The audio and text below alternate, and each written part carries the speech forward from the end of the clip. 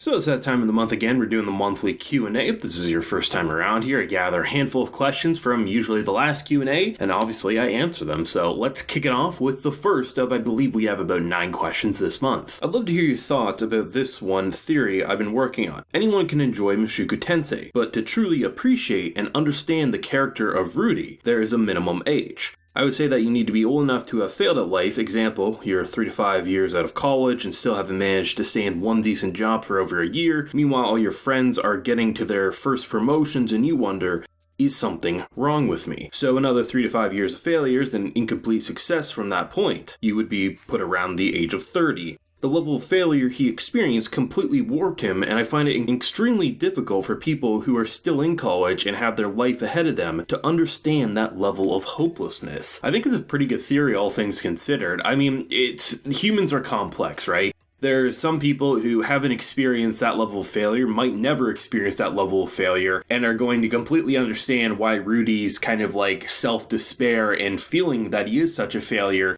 will be able to examine it, understand it without having to experience it. And then there's other people who need things to relate to them in order to, I guess, appreciate it. I think one of the best examples I can give to this is Turning Red. It's the latest, I think it's Pixar if I'm not mistaken, I watched it on Disney+.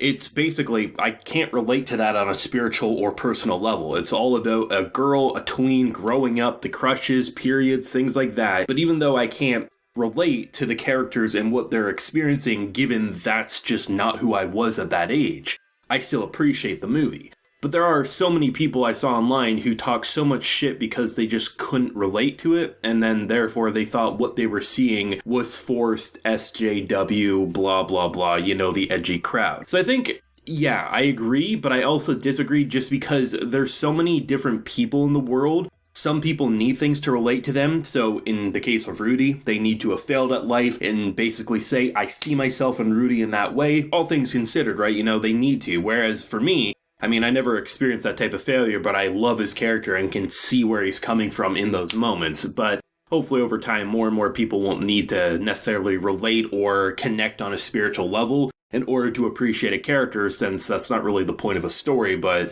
there's such a large portion of humanity that needs to for some reason. So yeah, I guess I completely agree with your theory, even though I do think there's large portions of humanity that don't need to necessarily follow that. What do you think about Berserk? Berserk's an interesting one because in terms of anime, I love the films. I think there was 3 films if I'm not mistaken. Really enjoyed watching it. I read maybe, I don't know, it's such a long series, I don't know the exact ratio about it, but probably like 1/4, 1/3 of the manga, give or take. Some of the craziest art for sure, and the story gets pretty twisted as well. It's one of those things that it's such a good story, but at the same time, it's such a heavy story that you have to be in the right mindset either, because like if you're already like down in the dumps, I don't think reading Berserk is necessarily like the most feel-good thing out there, but if you're in a good headspace, I mean, you can see some twisted ass shit, but presented in such a great way. So yeah, Berserk's great for sure, and hopefully one day we'll get a proper adaptation. At the very least of like a solid arc adaptation. I mean, that's probably the best we could hope for at this point. Do you have a top voice actor list for male and female casts,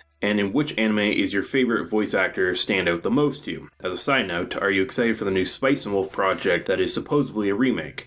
Hope that goes to the Fruits Basket route and covers the whole story. In terms of the voice actor route, I kind of already talked about in previous videos. I just like voice actors in anime in general, but in terms of Spice and Wolf, I remember when I was newer in anime, I tried to get into Spice and Wolf and it just wasn't for me, but given the fact that my tastes in anime have definitely changed since then, I think it'd be a show that I enjoy. I think it probably would be the best route to just do a complete adaptation in the Fruits Basket route. The Fruits Basket kind of coming back and covering the whole thing as like an anniversary special was the best way you could go about it, so I'm really hopeful they're going to go that direction. And either way, I mean, I'll watch the old one before the new one comes out, just in the rare case that it doesn't turn out to be a reboot or anything, but either way, I'm excited to see what they're going to do with it for sure. Don't remember if this was asked before, but do you like cooking, or going for a delivery and buying already cooked stuff from the convenience store is the go-to? I actually appreciate questions like these probably the most because they're so different than what the typical questions come out, but I mean, it's kind of a love-hate relationship, but I cook every day. I mean, if I didn't,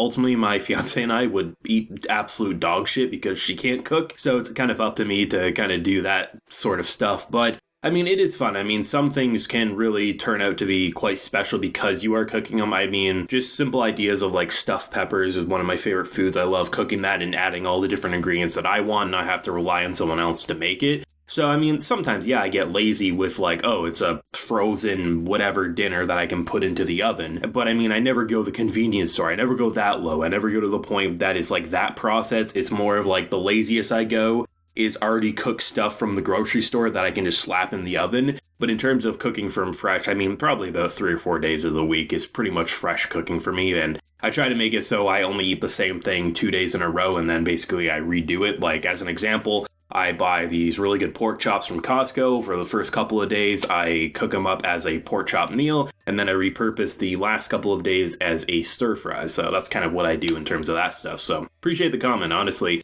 This is like one of the more interesting questions, and I really appreciate it. I like how your channel has little to no negativity at all. And for the next Q&A, were you into Power Rangers or Super Sentai when you were a kid? And what would you want anime adaptation of it with a really good story? I don't think there's more than 2 or 3 Sentai anime out there.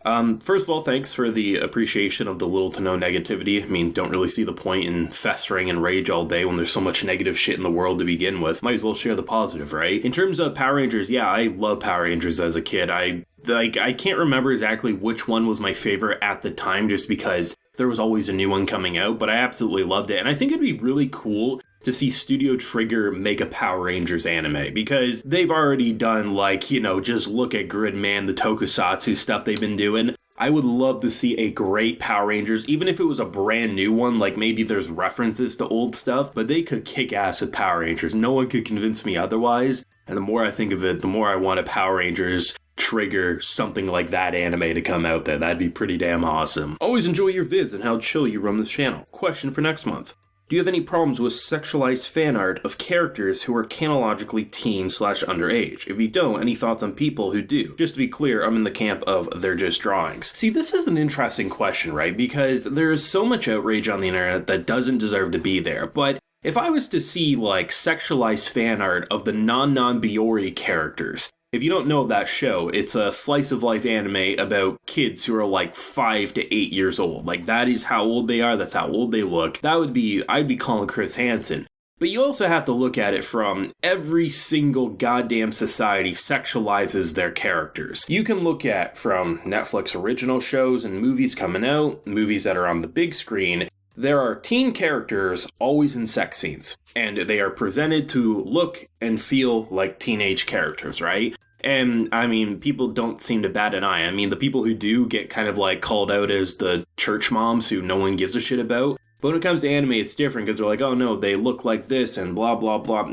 It's a complicated question, in my opinion. I think it's play it by ear. If you were sexualizing the non-Biori characters, you're fucking weird. Like, that's the best way to put it. However, I mean, when it comes to My Dress Up Darling, right? I mean, they're sexualizing things to present it for how Gojo's seeing it, and the characters don't look like, you know, 8-year-old kids. So it's like, it's a weird thing, even if they are 15, 16. It's like, I mean, pick your battles is how I'd say it. There's times to be outraged, and I think it is for the actual toddler anime characters. When you get into the teen age range, I mean, if it's really bothering you that much, touching grass is always a good option. I'd love to know if you have any favorite anime couples and or romance dynamics. Since you talked about favorite characters and mentioned romance was one of your favorite genres. Some of my favorites are Hachiman x Yukino from Origaru and Yuki x Machi from Fruits Basket. Keep up the good work, love the positivity. That's a good one. I always will reference Toradora, the main couple there. In the rare case that you haven't seen Toradora and you don't know of what couple I'm talking about, it's the main duo, which you'll eventually see. I also have really loved the relationship in My Dress Up Darling. That isn't even like officially there as of the recording of this, but it's just so goddamn good. We go back to Fruits Basket, of course, as well. Just like the main Kyo and Toru one, that was amazing. So yeah, I mean,